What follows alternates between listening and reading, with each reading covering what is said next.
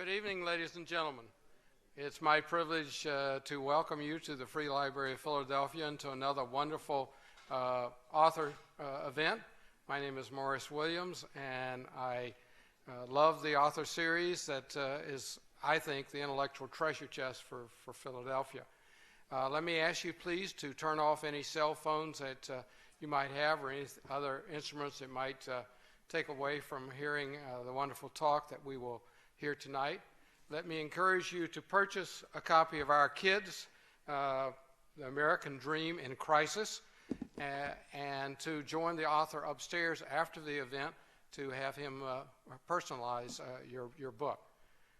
Let me also ask you, as ambassadors to the city of Philadelphia, to talk to the people running for mayor, to tell them of the importance of the Free Library and the branch system that we have to offer to our citizens entertainment, education, a refuge for children, a learning center.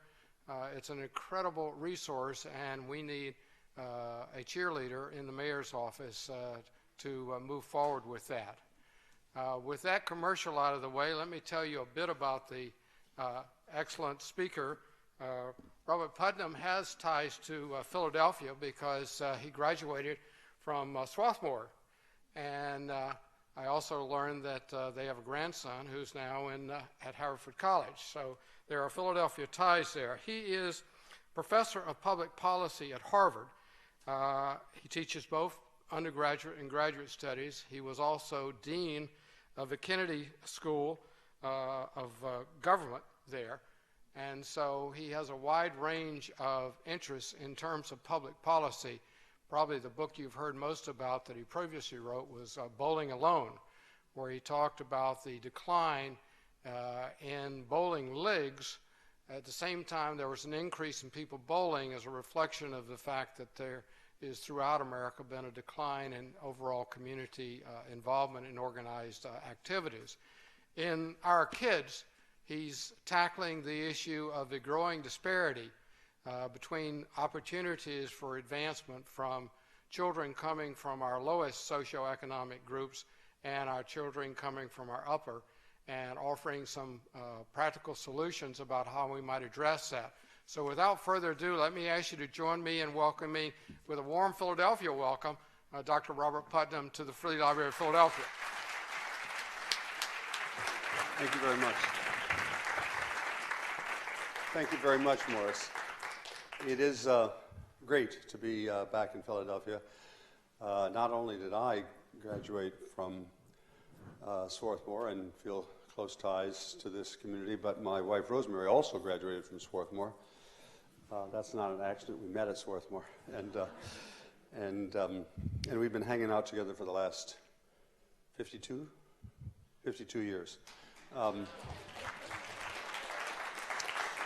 not only do we have a grandson who's a freshman at Swarthmore, but we have a granddaughter who's a junior at Haverford. So we feel deep ties to this area, and it's always great to be back here. And thank you very much for coming out this evening.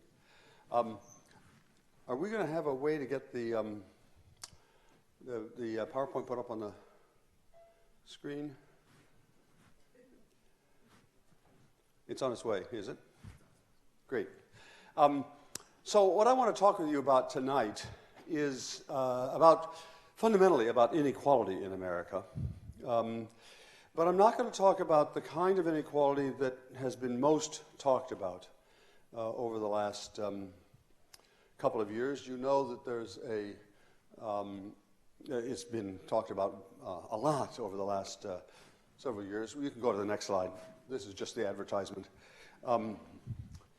So there's been a lot of talk about inequality in wealth and income in America, thinking about the distribution of wealth or income among adults in a given generation. So that's the kind of inequality. If we ranked all Americans by their wealth or their income, over here we'd have, let's say, Bill Gates. I'm going to make this the affluent end of the continuum. We'd have Bill Gates over here. And way down at the other end, we'd have some homeless people. That's the distribution of income among adults. Historically, Americans have not cared nearly as much about that kind of inequality as we have about another kind of inequality. If we can have the next slide. Equality of opportunity. Equality of opportunity refers to the degree to which, in any given generation, kids have a head start or don't have a head start, depending upon their parents. So that's inequality not among people in a given generation, but inequality among kids, intergenerational inequality. And Americans have historically cared a lot about that. We have not historically been as worried as many people in other countries have been about how high the ladder is. You know, well up there, maybe Bill Gates or Warren Buffett and whatever. We've kind of assumed everybody gets on the ladder at the same point, and if somebody climbs the ladder faster or farther, well, that's fine. They're just better climbers, or they work harder at it. On the assumption that we're all getting on the ladder at the same, roughly speaking, the same point. But we have cared a lot more than most other countries have about that assumption. That is to say, do we all get on the ladder at the same point? All men are, when we became an independent nation, we began by, the very first thing we said to the world was, we think that all men are created equal. Now, of course, we didn't really quite mean all men. We meant white men. And we meant men, we didn't mean women. But those errors in thinking about equality of opportunity, we've corrected over the years. And we've corrected them because the fundamental driver has been every kid ought to have a decent chance at moving up the ladder, regardless of what their parents might have done or not done. And I'm going to be focusing on this latter kind of equality. Do all of our kids get a fair start? And what I'm going, just to get to the end of the argument quickly, I'm going to be arguing that not only is there inequality of opportunity in America, but it's gotten a lot worse over the last 20 or 30 years. The gap between, what I call the opportunity gap, the gap between rich kids and poor kids in America, has dramatically grown over the lifetime of most people in this room, including me. And that's what I'm going to focus on. I want to show you some evidence that that's true, and then I want to think with you about what we might do about that kind of inequality. It's obviously related to the larger trend of inequality of income among adults, and indeed, what I want to begin with is just a very quick overview of kind of what's been happening in America over the last 30 or 40 years. In just quick sketches, if we have the next slide.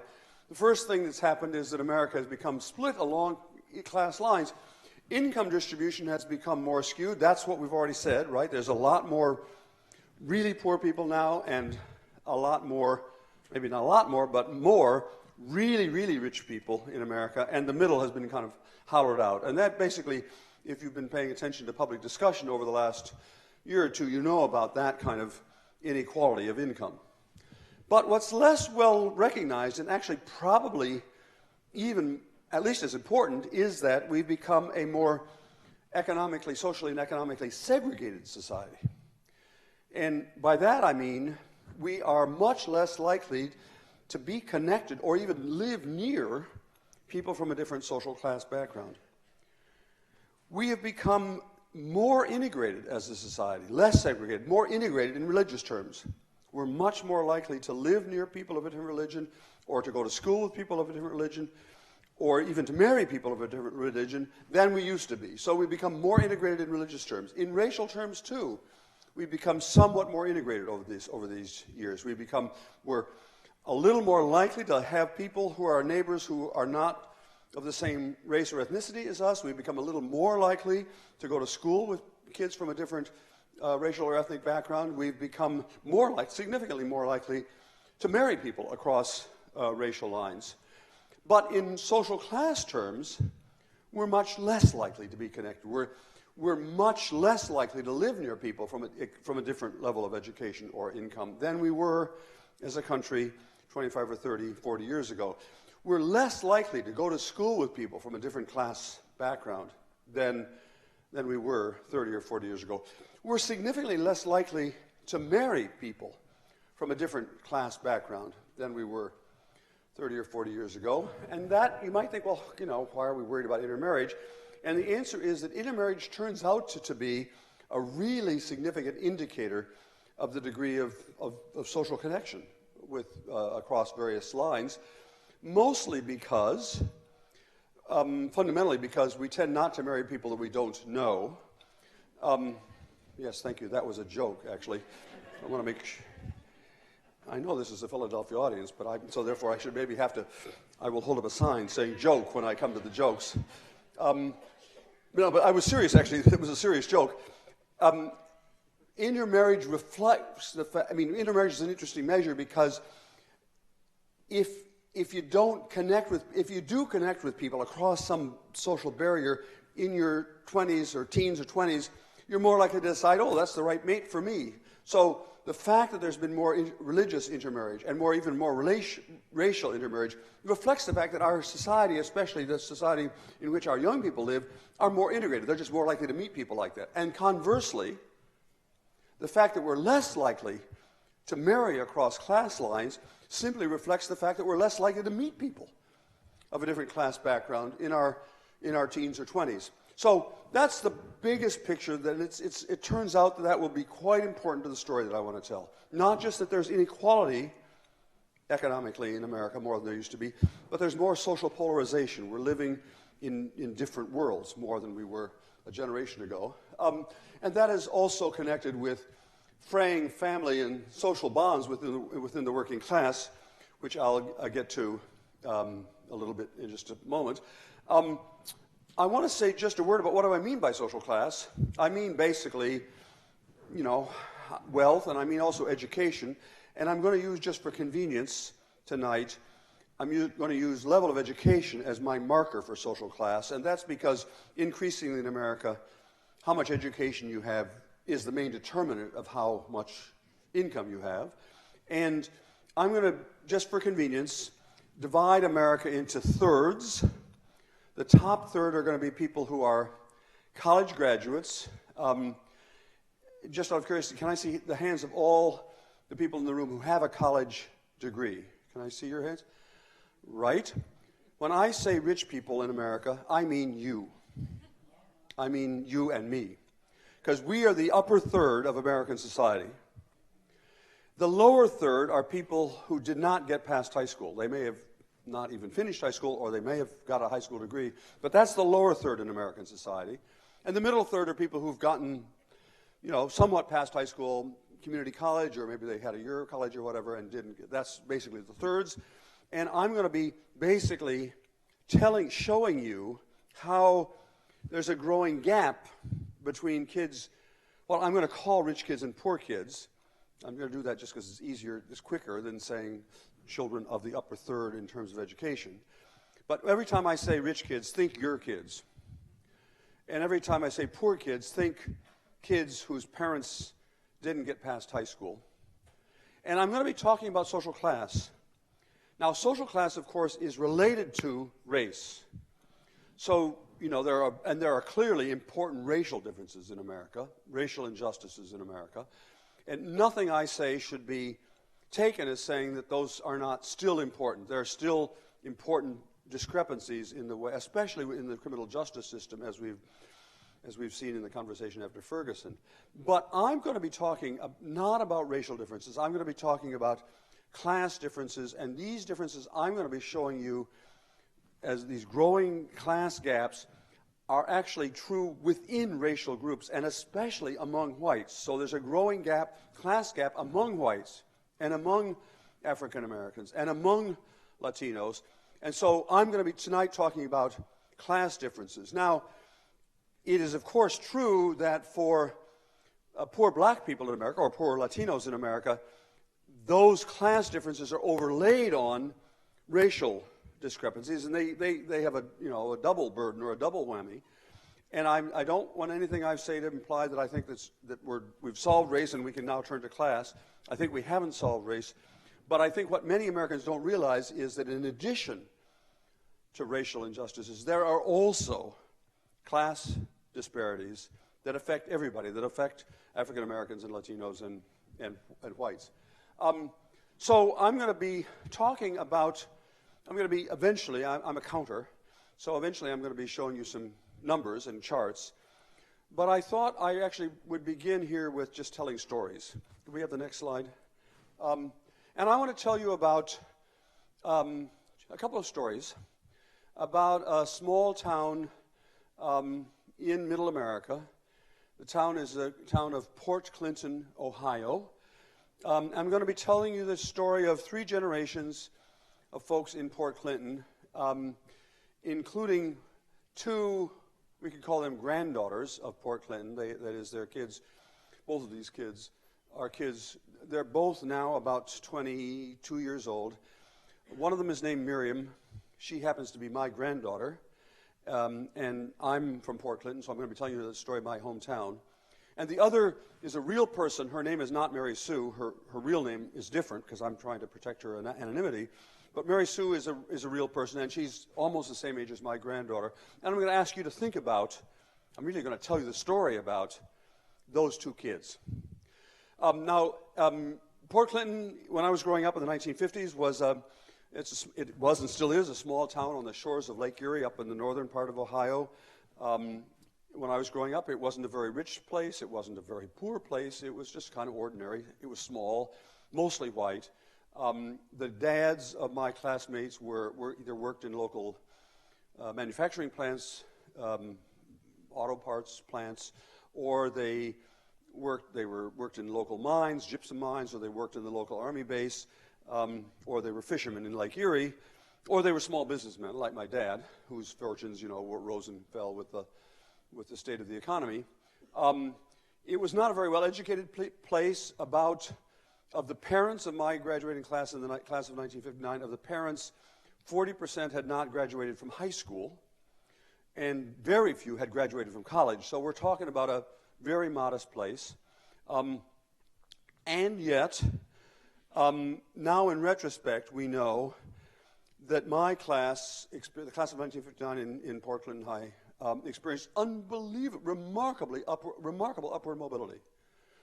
80% of the kids in my graduating class gained more education than their parents, and kids coming from lower in the hierarchy didn't do any worse than kids coming from up. The rich kids in town. Now, rich kids. This is a small town, so the rich kids aren't very rich, but there was almost no advantage. It turns out, we're looking back now 50 years later, so these people are all of us are exactly 74, actually. And so we know how their story ends, or more or less how it's going to end, in terms of economic upward mobility, social mobility. This class has lived the American dream. We're almost all of us doing better than our parents did. And there was very little social inequity. So I graduated from Port Clinton High School. I got a fellowship I did pretty well in school. Got a fellowship from one of the local firms. Came off to Swarthmore, met my wife Rosemary. I went off to Yale. We had, as a graduate student, we had 2 kids, wonderful kids, who both went to Harvard, and we have 7 grandchildren. I want to show you the pictures, actually, of the 7 grandchildren. And all of our grandchildren are either now in prestigious East Coast University, or they're headed there. 2 of them are at Harvard. One is at Harvard and Swarthmore, and the 5th we don't quite know. We still have 3 more to go, but they did just fine. And they're going to be. Miriam is studying French literature out at Haverford, and she's going to spend the summer in France studying, I don't know, something French. Meanwhile, back in Port Clinton in the 1950s and early 1960s, there was another guy. I didn't actually know him. We were not exactly in the same class. I'm going to call him Joe. And Joe graduated from Port Clinton High School, decided not to go to college because he could get a very good job, very good, well-paying job in the local factory. He did that. He had 2 kids. They both went to Port Clinton High School. They both graduated from Port Clinton High School, and then the bottom fell out of the Port Clinton economy, and his 2 kids have never had a job, never had a steady job. Our 2 kids are, one's a lawyer and one's the chairman of the Pitt History Department, so they've done pretty well. But Joe's kids had the misfortune to come into go onto the job market at an awful stage in Port Clinton's history.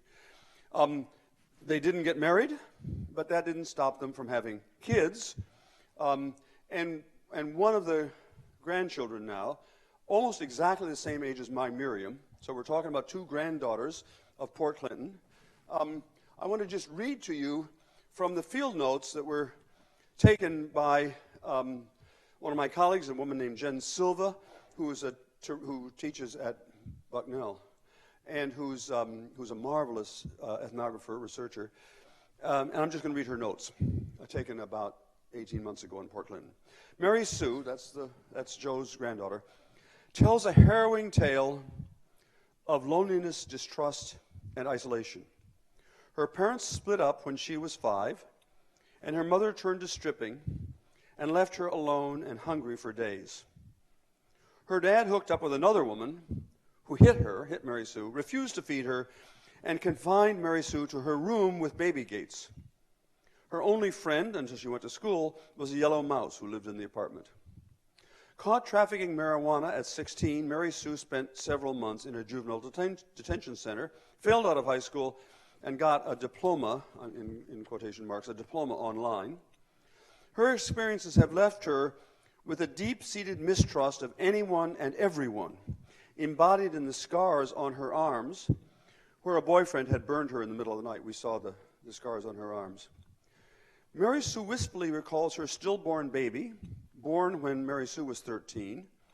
Since breaking up with the baby's dad, who left her for someone else, and a second fiancé who cheated on her after his release from prison, Mary Sue is currently dating an older man with 2 infants, born 2 months apart, to 2 other mothers. And to Mary Sue, this feels like the best she can hope for. Actually, this story gets even worse. I'm sorry, this is a hard story. Honestly, it's a hard story to tell. Mary Sue's older friend says he has a job, he's worked out a job for her as a model in Toledo. You know what a model. Even worse in a way, Mary Sue just posted we're still in touch with Mary Sue. She posted a couple of weeks on Facebook that her problem, as she sees it, is nobody in the world loves her, and she's figured out how to solve that problem. She's going to have a baby. It's honestly, Mary Sue and Miriam are 2 kids that are both grandchildren of the same little town in Ohio. They are living in different universes. And Mary Sue made only one error in her life. She chose the wrong parents. And Miriam, who's a wonderful kid, believe me, I'd love to have you all meet Miriam, is a great kid. She made one really good, smart decision. She chose college-educated parents, and she chose some great grandparents. And that's all that distinguishes the lives of Mary Sue and Miriam. And Mary Sue and Miriam, what I'm about to show you is, I've not cherry-picked these stories to kind of tug at your heartstrings. They represent what's happening to America's kids. And Miriam is a good illustration of kids, of rich kids, by which I mean, remember, when I say rich kids, I mean our kids or our grandchildren.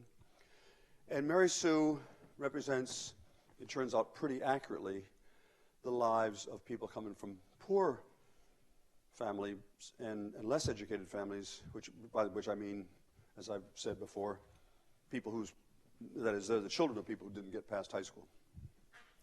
Now, I think stories are important, and I've told you a story that I believe is indicative in many ways, but I'm also a counter. And I'm now going to show you some charts and graphs that, in an attempt to show you how pervasive these class differences in the lives of our kids have become. And I know some people, like stories and don't like data, so just stick with me for a little bit. Trust me, I'm going to actually, I'm going to try to make, I'm not going to make it fun, because this is not a fun story, but I'm going to try to make it pretty intelligible, and I know you're all smart people. So I'm going to show you a series of what we call scissors graphs that are going to look like this. and the horizontal axis is going to be time. We're going to have the 1960s over here, and then over here we're going to get up to the 2010s in all of these graphs. And the vertical axis is going to be some good thing for kids, or bad thing for kids, like having two parents, or like, you know, reading Goodnight Moon or whatever. And they're going to be lines like this, because the upper line is going to be what's been happening to rich kids, our kids. And the lower line is going to be what's happening on the same measures to poor kids. Is that pretty clear?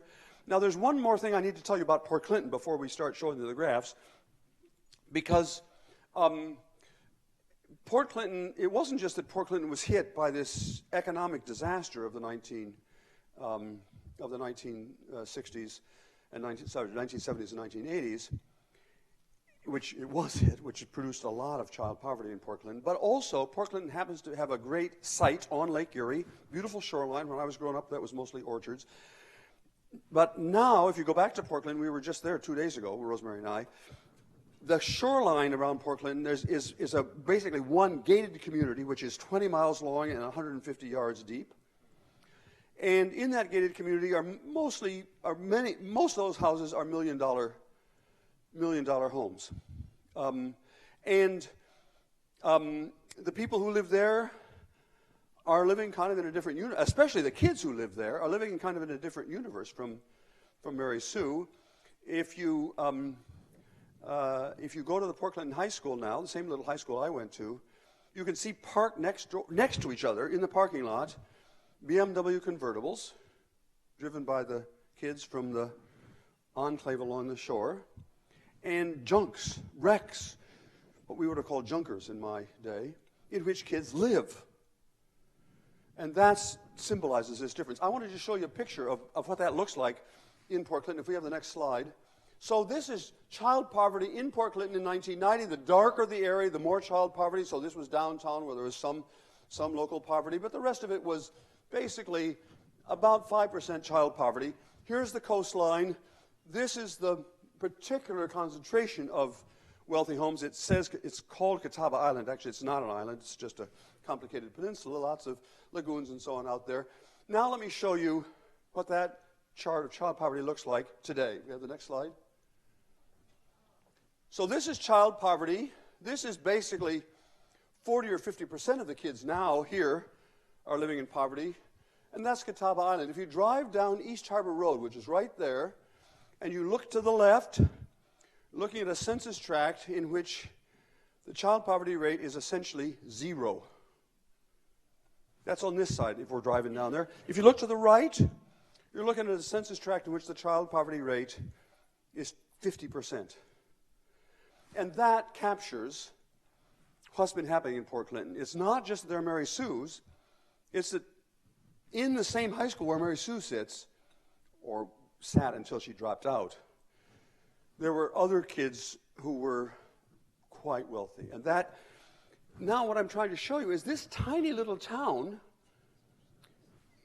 captures things that are happening in the broader American society. The polarization, the segregation, the growing gap between rich and poor. In Port Clinton in the 1950s, 1960s, there was racism. And there was a gender glass ceiling. So I'm not at all trying to say it was perfect. But in social class terms, it was remarkably equal. One way to see that is that in Port Clinton, my high school graduating class, there were 2 black kids who encountered real racism, crosses burning and so on, in Port Clinton. And they came from homes in which no one in their home had gotten past the 3rd grade. Both of those kids graduated from Port Clinton High School. Big deal. They went from basically their parents had a 3rd grade education, and they got a high school degree. They both went to college, bigger deal. They both graduated from college, even bigger deal. They both went to graduate school, and they both graduated from graduate school. Now think of the upward mobility embodied in going from a 3rd grade education to a graduate degree in one generation. Do not mishear me. I'm not saying there wasn't racism there. I'm saying despite racism, economic background was not a significant obstacle to rapid upward mobility. And now, people coming from less well-educated backgrounds in Port Clinton, like Mary Sue, of all races, white or black or Latino, have nothing like that opportunity. That is what I mean by the collapsing of the American dream. Let's look at a couple of the next slide actually will show you. Here's Port Clinton, and that's true. What I've just described is true of Port Clinton, but we've also done interviews, case studies of kids all over America, Duluth and Bend and Orange County and Austin, Texas, and Atlanta, Georgia, and Philadelphia. We've done, and maybe a little bit later I'll tell you a little bit about that, the Philadelphia case. We've interviewed two families, both single moms, in each case they're raising two girls. One in Lower Merion and one in Kensington. Both these families are white. Bad things happen in both families because bad things happen in life. Kids get sick. There's a risk of drugs, teen sex, a lot of things that happen to kids. But what you can see in the family in Lower Merion is that when bad things happen in an affluent family, even a single-parent affluent family, something bad happens and airbags come out and protect the kid. That's what we would do, right? If you discovered that your child or granddaughter was, somehow mixed up in drugs or was engaging in risky sexual behavior or had ADHD or whatever, you'd go to her rescue, right? All of us would do that. And that's what happens in Lower Merion. You can see that happening. One of the kids gets ADHD and the mom goes to the head of pediatric psychiatry at Penn. That's not so difficult if that's where you come from. But the same thing happens to the family in Kensington, both of them white, and the family collapses. No safety bags. And so part of the story that you'll see in Philadelphia, and I'm going to show you some pictures about this, is not just about the structure of the family. After all, these both were single parents. It's not about the nature of the high schools.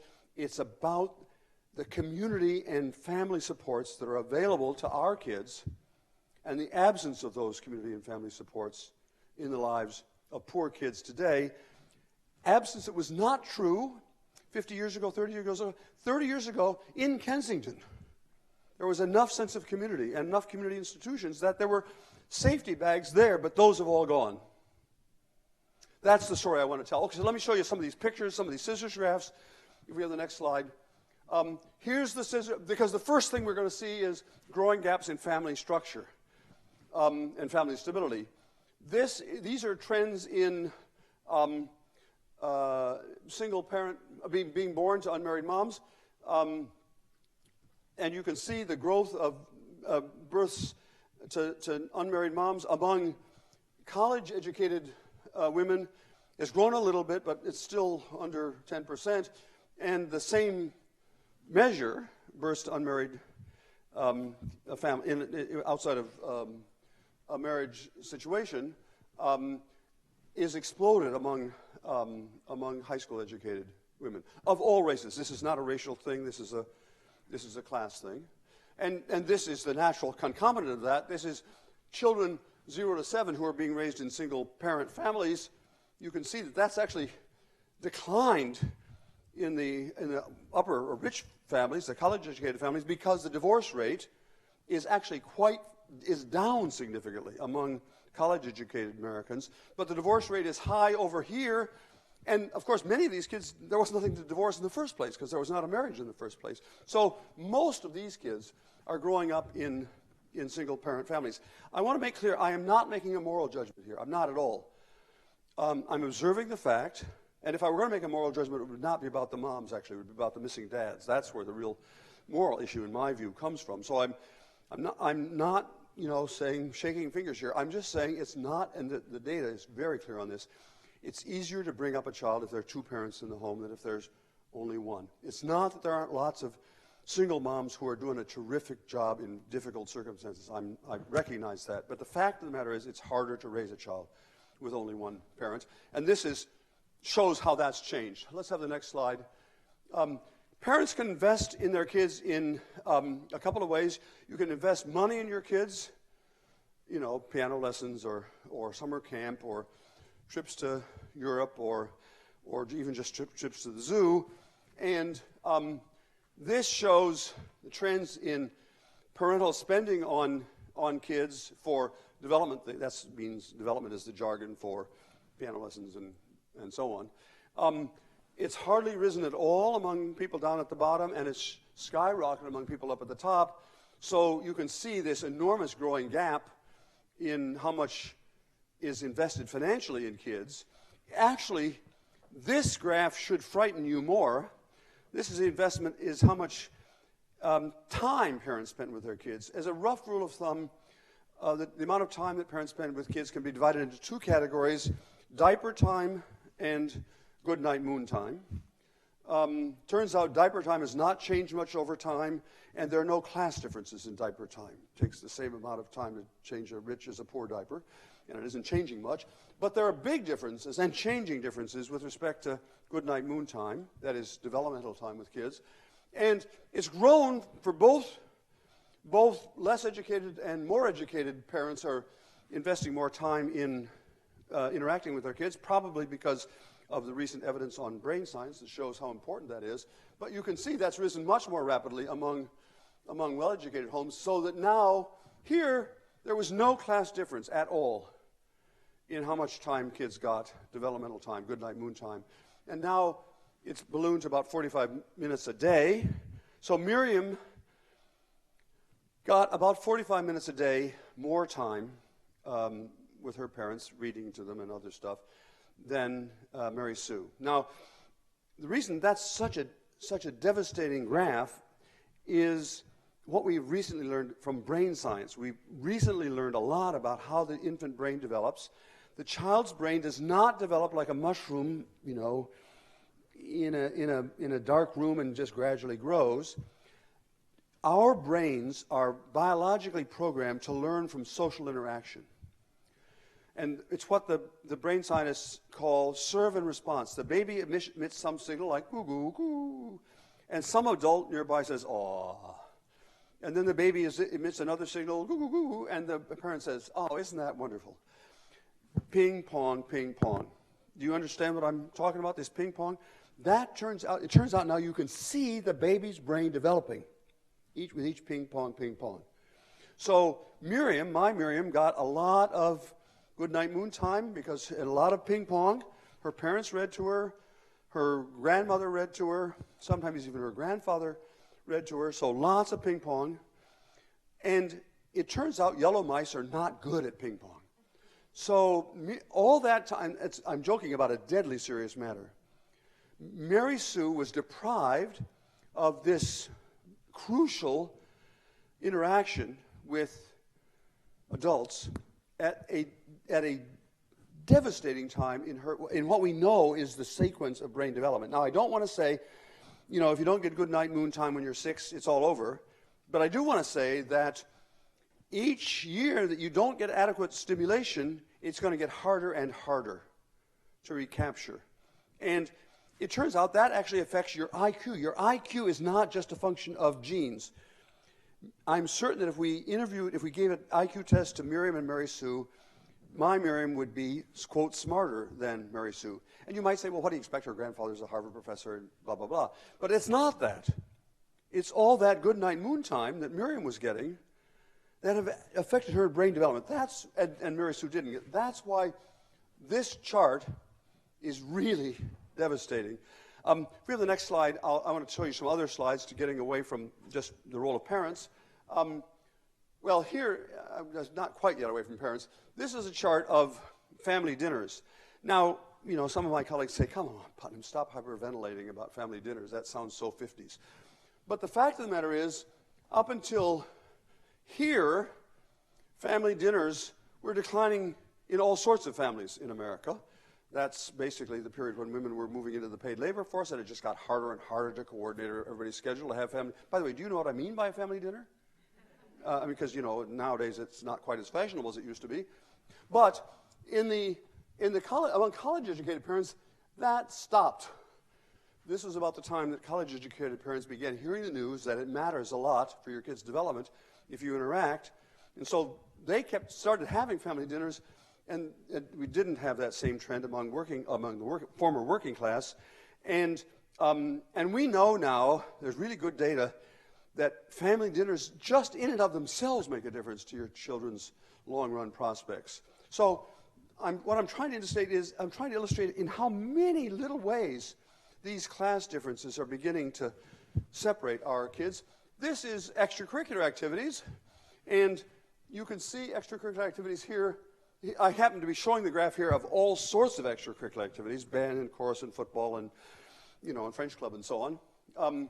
I could put up the same graph for every single one of those types. I could put up the chart for, for tennis and football and soccer and Little League and French club and German club and so on. And they all look the same. They look like this. And you might say, well, come on, again, why are you worrying about extracurricular activities? And the answer is, it turns out the evidence is very good. Taking part in extracurricular activities is really good for developing soft skills, which are really important for how well you do in life. Soft skills means, teamwork. It means stick-to-itiveness. It means knowing that even if you're not very good and you're a tight end, sometimes you're going to have to block and make a fool of yourself, and somebody else is going to get the glory. Those are the lessons that you learn from extracurricular activities. That's not just an academic speaking, because extracurricular activities were invented in America by educational reformers in the first decade of the 20th century. God did not invent high school football. High school football was invented by educational reformers who knew correctly that taking part in extracurricular activities would help kids develop soft skills. They knew that all kids needed, teamwork and what my mom used to call stick-to-itiveness, and those skills. Everybody should have those skills. The good taxpayers of Port Clinton, when I was growing up, paid for my trombone. They paid for me to have 5 years of lessons in trombone. Whether that was successful or not is for others to judge. They paid for a band conductor, so I got a lot of investments from the Port Clinton taxpayers in music, and they paid for my football cleats, and they paid for my pads, and they paid for my helmet, and they paid for the coach, and they paid for the Friday night lights. It's clear that I actually was not very good at that. But I was learning skills. They thought that everybody in town, every kid in town ought to have a fair chance at that. Now, that has changed. And you can see, you should read this line as less and less soft skills that are going to be necessary for those kids to develop. We actually know, there's really, really good data on this, that your lifetime income will be higher if you've taken part in extracurricular activities. Controlling for all the other things, controlling for how smart you are and who your parents were and so on, just taking part in extracurriculars will raise your lifetime income because it raises your lifetime, your soft skills. And you might ask, well, why did this suddenly happen? And the answer is mostly pay to play. Do you know what I mean by pay to play? So now if you're in Port Clinton, and the Port Clinton taxpayers are not picking up the tab for the cleats and the coaches and so on, or the trombone, it turns out that on average across the country, parents have to pay roughly $400 per sport or per extracurricular activity per term per kid. So imagine you've got two kids and they both want to do something in the fall and something in the spring. That's 2 kids, 2 seasons, that's 4 times $400, that's $1,600. Now, if your annual income is $200,000, well, $1,600 is not such a big deal. You want your kids to have that opportunity. If your annual income is $16,000, that means you're having to spend 1/10 of your total family income on football and band. And of course, it's just elementary economics that once you introduce those charges, who do you suppose stop playing sports? I mean, that's no credit for that question. And I don't say that's the only reason, but that's an important part of the reason. The same thing is true, by the way, for non-school-related activities, like league soccer and so on. Next slide. And it's going to get a little boring, so I'm going to try to wrap up quickly here. The same thing is true for church attendance. Church attendance is down for both rich kids and poor kids, but it's down more rapidly for poor kids. And I'm not now trying to convert you. I'm only referring to a very large body of scientific literature that says churches are important places where mentors come from. So lots of poor kids. Indeed, the family down here in Kensington, it turns out that about the only institution around that actually helped them was, in fact, the church. But they were, in a way, they're atypical because most poor kids are no longer connected to church communities, and that means yet another example in which the community supports around kids and the opportunities for mentors are declining for poor kids. And the average rich kid, we know from studies, has about twice as many informal mentors. I don't mean just big brother, big sister. I mean just somebody that they know, a neighbor or a teacher or a coach or somebody from church. Our kids, in addition to the fact that they have us and the extended family, they also are more likely to have other people in their lives helping them. And that has two consequences. First of all, it means that our kids are savvy. They know how to figure out what algebra course to take. They know the difference between, and I'm not making any invidious comparisons here, but they know the difference between the University of Pennsylvania and Pennsylvania State. They know, for sure, our kids know the difference between, some fly-by-night internet-based mechanics school that actually won't teach you anything. They know the difference between that and a serious community college. Our kids, in short, because we're around them, have lots of opportunities to learn about how to manage life. And the most important feature of the life of poor kids in America, this is the money line, this is the thing you should remember. Poor kids in America are increasingly isolated from everyone. From everyone. From their parents, from their neighbors, from their schools, from their churches, from their community institutions. They're alone. And that means, A, very unlikely to have helpful adults in their lives, and B, deeply suspicious. They don't trust anybody. You can see that over here. This is trust in other people, and it's declined. It's declined in general in America, but it's declined much more rapidly among poor kids. Every one of the poor kids we talked to in the course of this study told us when we asked them, well, can you trust other people? Every single one of them told us, are you kidding? You can't trust anybody. And that's not because of youthful paranoia. It's not some adolescent paranoia wave. It's because in their lives it's true that you can't trust other people. Mary Sue posted on Facebook last week, love hurts, trust kills. Now think about growing up in a world in which you can't trust anybody, and there's nobody there to pick you up when you trip or to help you out.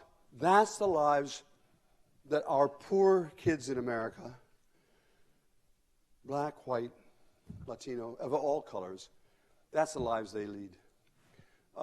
Now, all of those things that I've just described together mean that it's not just there's a difference between rich kids and poor kids. Probably there's always been that difference. It's that difference in our lifetime is getting a lot worse rapidly. We have the next slide. This just sort of summarizes the whole thing. Increased, this is high-quality daycare. That's getting a college degree of the upper quartile here.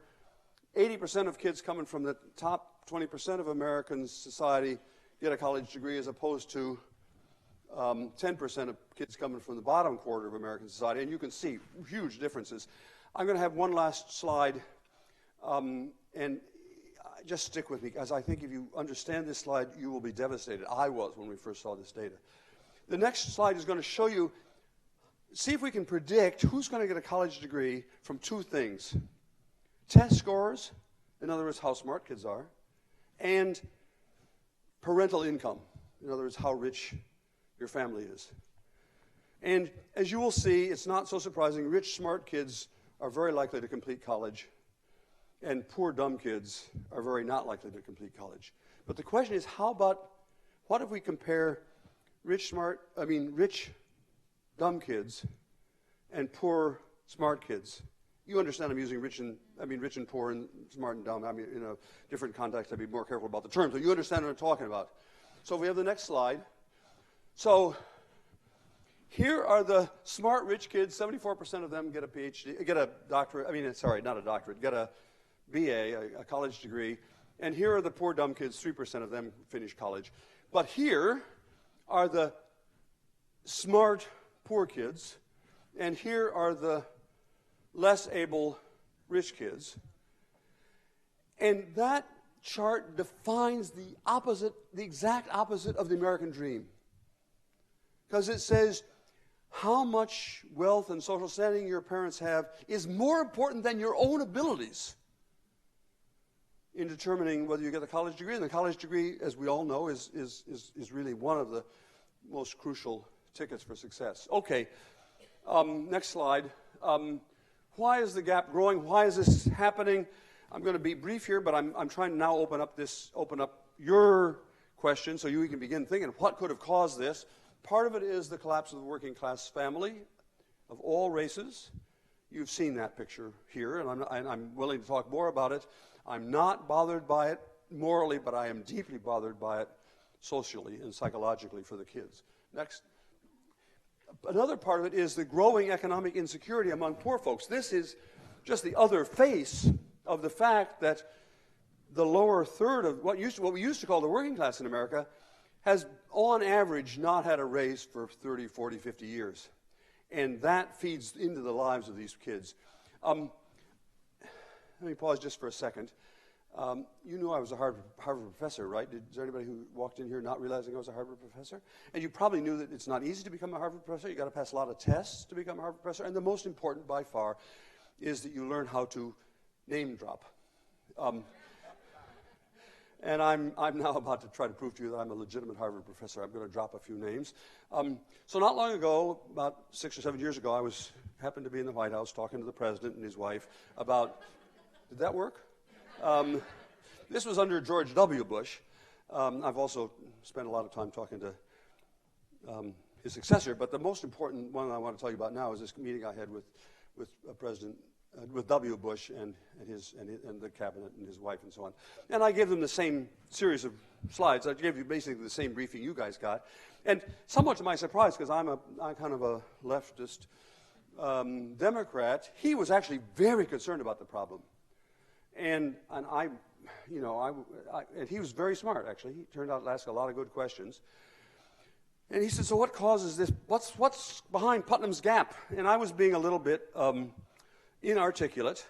And I wanted to say it had something to do with the growing income gap, right? That's the one we started off talking about at the very beginning, the growing gap between rich and poor. But I didn't know whether I could quite say that to him because he'd cut the taxes on all the rich people. And so I thought maybe he'd be angry at me. And so I was, mumbling around. And his wife, Laura Bush, interrupted me. And she turned to her husband and said, George, just think about it. If you don't know how long you're going to keep your house, and you don't know how long you're going to keep your job, you just have less energy to invest in the kids. Bingo. In my research group, we call that the Laura Bush hypothesis. And next slide. And I think she's exactly right. That's the way in which the economic structural problems have fed through to these poor kids. You see what I'm trying to say? It's because there are only so many hours in the day, and you can't worry about everything. And so as your economic world collapses and insecurity grows, you just want to be a good parent, but there's so many things you've got to do, not just about your kids. There are other reasons, I think, for the change. We have the next slide. Parenting savvy, that is, spending time paying attention to your kids, is a kind of an arms race now among well-off parents. Everybody's parent now, if they're college educated and can afford it, they find an SAT tutor and they find a college consultant, and actually, in the course of this research, I learned there are a lot of creative things that we should have been doing, Rosemary, for our grandchildren. They send them on special trips. One of the parents in our survey sent their child to visit Uluru, Ayers Rock, that big, huge monolith in the middle of Australia, for the sole purpose that he could write then an essay for college about how I visited Uluru last summer. well, my poor kids are going to not have quite that same advantage when they're writing their college essays. And his parents were not worried about competing with poor kids. They were worried about competing with the people next door, right? So the people next door, they're all in this arms race. You see what I mean by an arms race? So their kid can get into Penn rather than some other place that they would rather not have their child go to.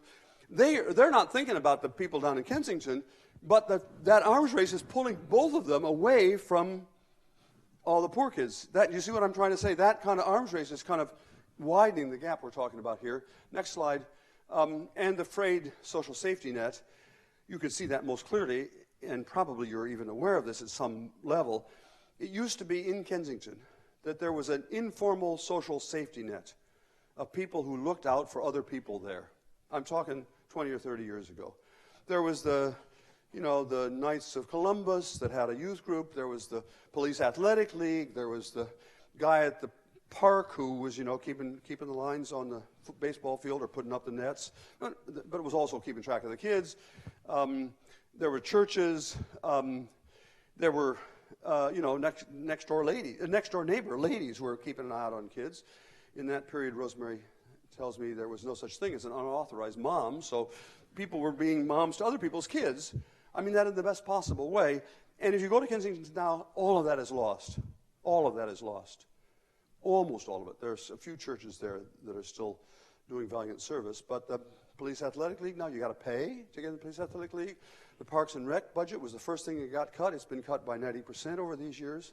I'm not trying to enter now into Philadelphia politics, but I'm saying if you just go through the list of the informal safety net that used to be there, it isn't there anymore. And so it used to be that if a chick fell from a nest in Kensington, there'd be a net there. Somebody would notice and take care of the kid. And now all those nets are gone. So the kid falls from the nest, and there's nothing down there but gangs. That's what I mean by the safety net in working class neighborhoods. Next slide. But the fundamental cause is this. When I was growing up in Port Clinton, and my parents talked about our kids, we got to do things for our kids. We got to, pay a little higher taxes so that our kids can have a swimming pool. Or we need to improve the French department, or the French offerings at Port Clinton High School for our kids. When they used that expression, they did not mean my sister and me. They meant all the kids in town. They kept saying that even when my sister and I were gone. But nowadays, and this is an American phenomenon, the meaning of our kids has shriveled because our concern for people outside our own bailiwick, and really our own family, has compressed. And so now if you listen when people talk about our kids, they mean my biological kids or our biological kids. And if you go to Port Clinton and you talk to people there about Mary Sue, nobody thinks that Mary Sue is one of our kids. She's somebody else's kid. Let them worry about her. And that change in us, that change in what we mean by us, is, I think, one of the most fundamental causes underneath all of this. I'm going to be super quick now because I've overstayed my welcome, but I want to think just briefly about some other things. Next slide. So what? Does it matter? Well, the answer is it matters a lot. It matters for the national economic growth and productivity. This is not a zero-sum game. It's not the case that if we help Mary Sue, Miriam would be worse off. You might think that, but it's not true. Because poor kids cost a lot of money of the rest of us. It's partly that they're not going to be productive members of the economy. Mary Sue is not going to be a really contributing member of the local economy in Port Clinton. But also, Mary Sue's going to get sick more quickly. We know that there are way increased health expenses for poor kids because there's an obesity gap that's growing. The obesity epidemic among adolescents has ended among rich kids and is accelerating among poor kids. So Mary Sue's going to be very costly in health terms. She's not going to be a contributing member. And then in general, of course, there are also going to be, if we don't invest in these poor kids, much higher costs for the criminal justice system. It costs our national economy 4% a year that we're not investing in these poor kids. So this is not cheap. It's not like, well, if we just be hard-hearted enough, the problem vanishes. It's not that. My Miriam will live a materially worse off life if we don't invest in Mary Sue.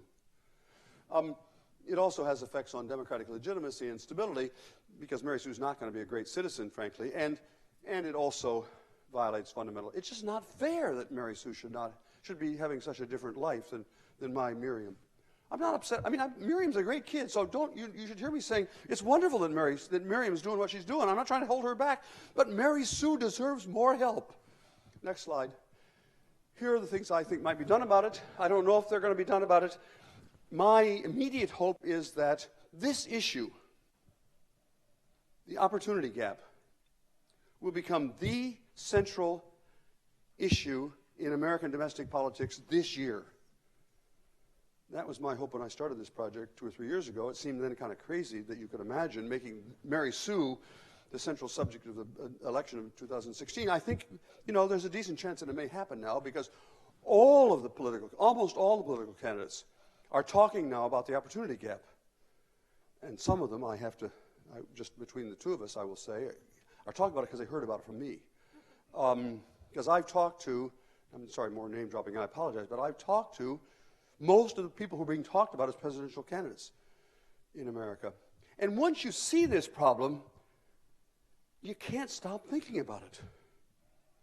I hope that's true for you. It's true for me. And I'm not talking about just because I wrote the damn book. I'm saying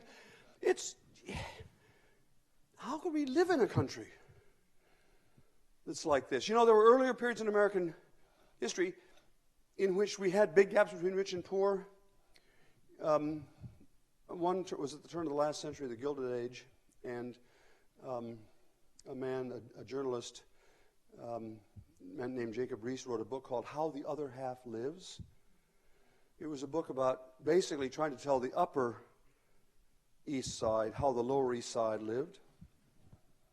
And he didn't alone fix the problem, of course. He didn't have any great policy solutions. He held up a mirror and said to the folks in the Upper East Side, do you want to live in this kind of society? And then in the 1960s, another man wrote a book called The Other America. Same point.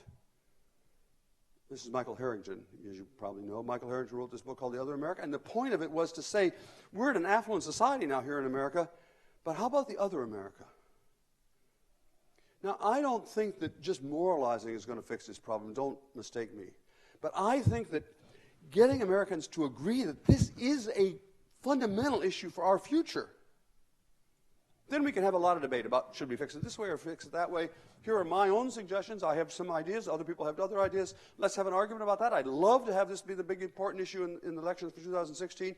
And then have people, I can assure you, I know this for a fact because I've talked to both sides. I know that Hillary Clinton and Jeb Bush are not going to agree on what should be done, but actually they think they both agree that this is a big deal. And that's what the way democracy works. It should work. We have an argument of what's the right way to fix it, but let's not continue to ignore it. You've been a terrific audience, and I'm sorry I've harangued you for so long. Thank you very much.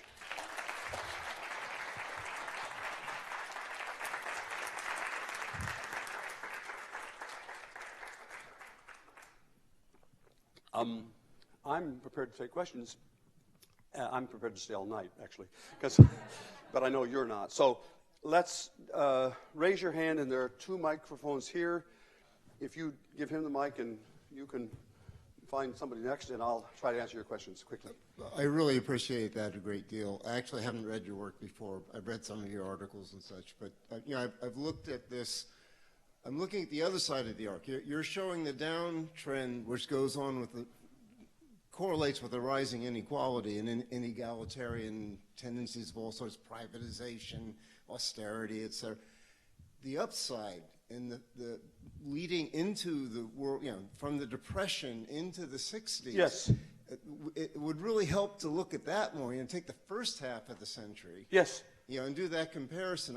Sam Pizzigotti's The Rich Don't Always Win does that. Yeah, absolutely. And you have to look at, I'm just glad you're doing that, but I do want to point that out, and I hope you were looking at that too. What was actually changed? And Sure. It was elite inside folks like yourself and maybe me a little bit, working in the establishment, but it was also people from the bottom up agitating, the labor union movement, I totally agree. The civil rights movement, and so forth. Absolutely. Okay.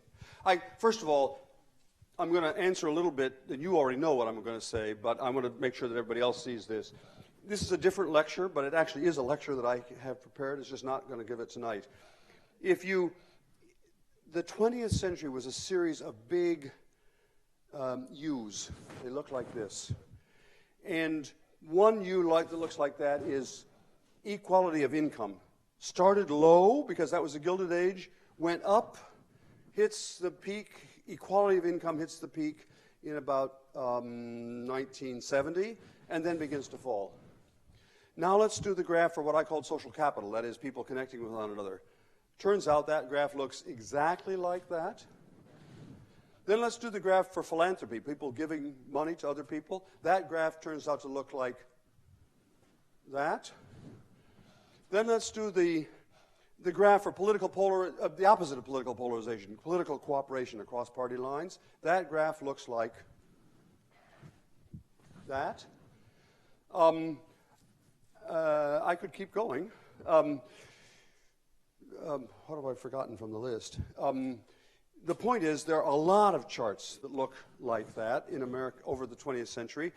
And I don't know actually what quite caused it, actually. But I do know, if you look back at the beginning of that is what you're suggesting, and I completely agree with that.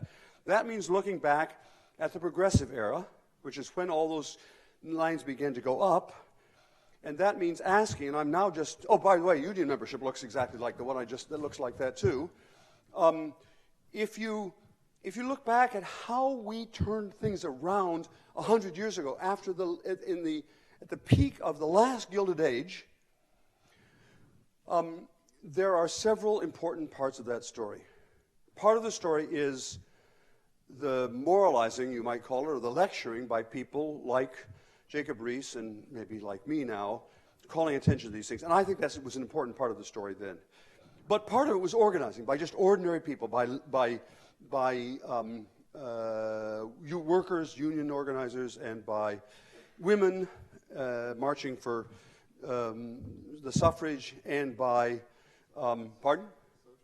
Socialists. Yeah, no, I'm with you there, right? There's a lot of organizing that was done on the grounds, and some of it was bloody, and I'm not.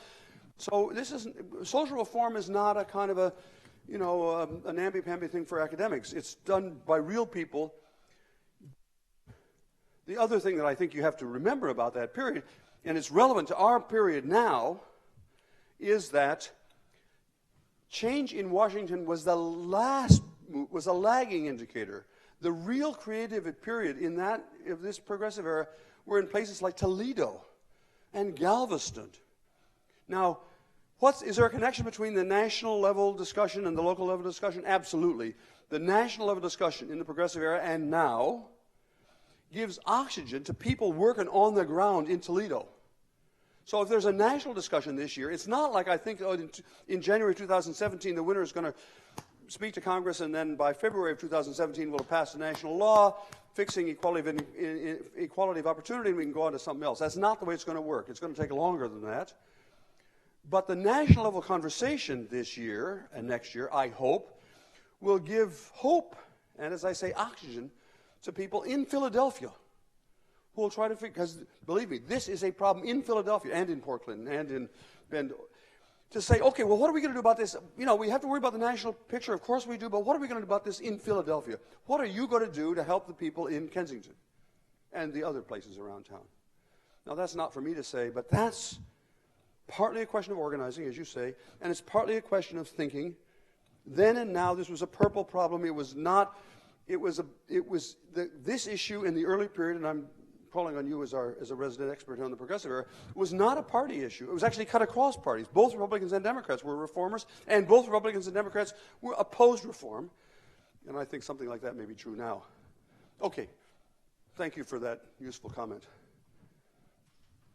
On prison reform, what specifically did you have in mind?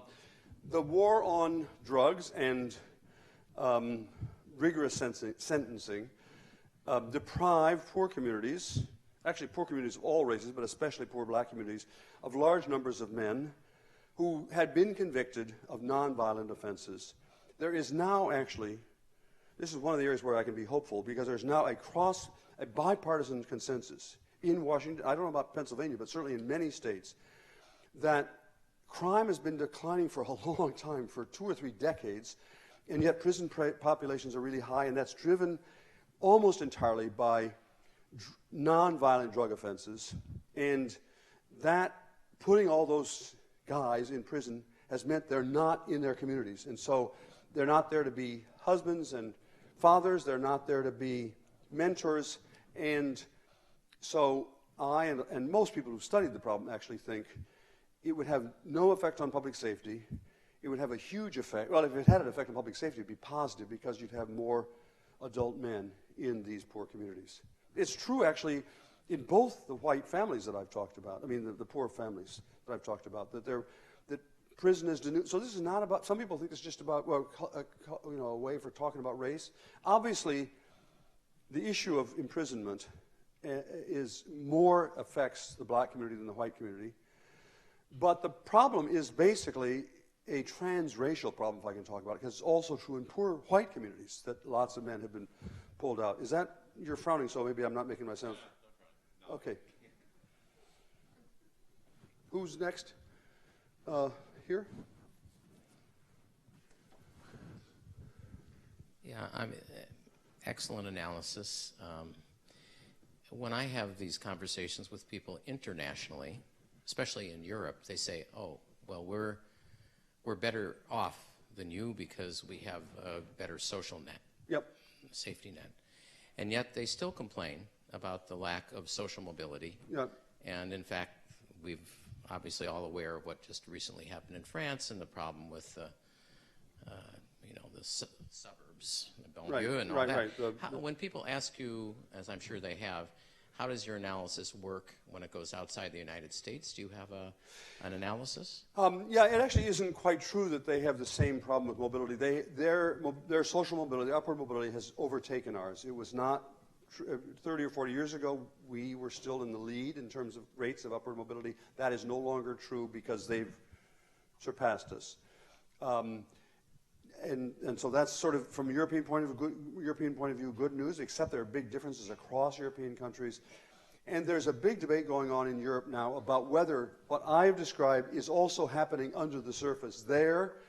It hasn't yet shown up in the statistics there, but that's partly because our statistics are actually much better. We know the trends in family dinners in America. They don't have any idea what the trends in family dinners are. I'm using that as a trivial example. So, and I've spent some time consulting with European leaders as well, and they're frankly worried that it's happening there. It's clear that it began earlier here, probably because we have less of a social support system here than there. And so we may be just ending up being 20 years down this path further than they are.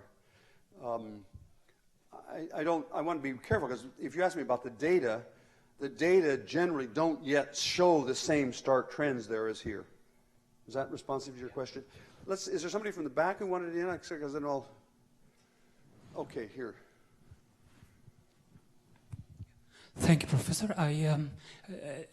Listening to you today, you remind me of Plato.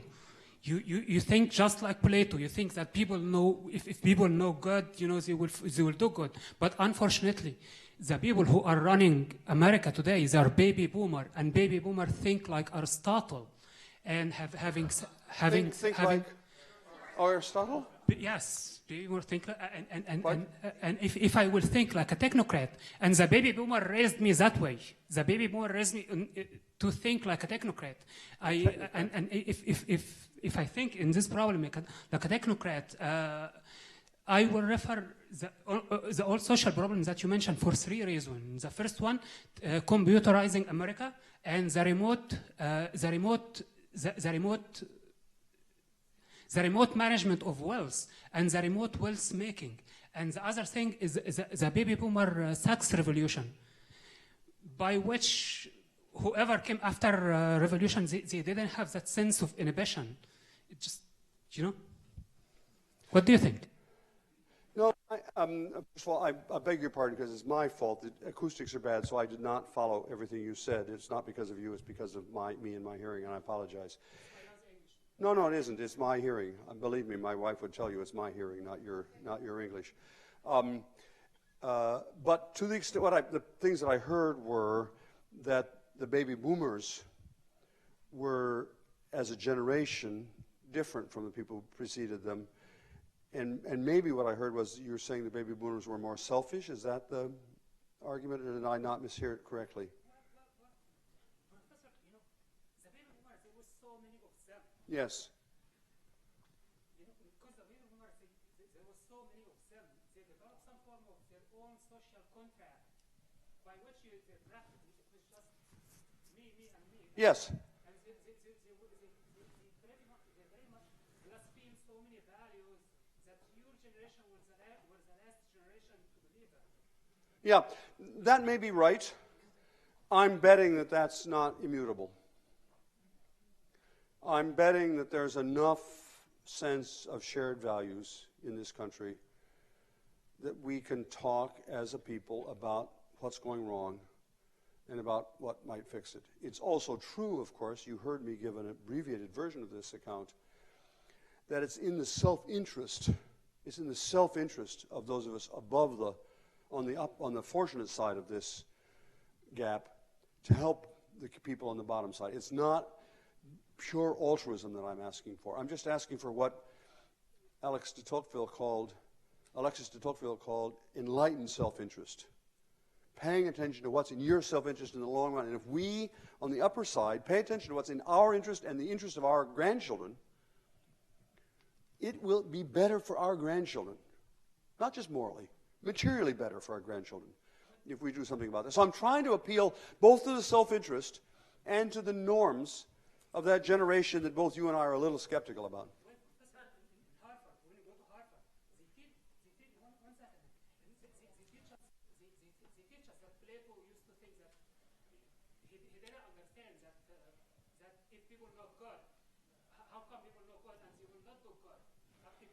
But they never teach us that Aristotle and Plato were enemies. It was not, they couldn't work together. It was either or. We're entering into political philosophy here. What the gentleman is pointing out is that, actually he's saying it's true at Harvard, but I don't think it's only at Harvard, that students in political philosophy are not taught that Plato and Aristotle were enemies. And that could be right. And you may be right that that's part of the problem here. I'm honestly not equipped to judge whether the way we analyze ancient political philosophy is relevant to this. You could easily be right. But what I know is that I'm not suggesting that America should be a different kind of country. I'm not suggesting we should be Platonic or Aristotelian. I'm not even suggesting we should be social democratic like Scandinavia. I'm just saying, look, we've done this in the past. This is not some anti-American, this is not some bizarre foreign idea that I'm talking about here. Particular example, in the progressive era, the best single public policy decision ever made in America, I mean that. At the time, it happened around 1910, Americans invented free public secondary education, the high school. First in the world to invent the high school.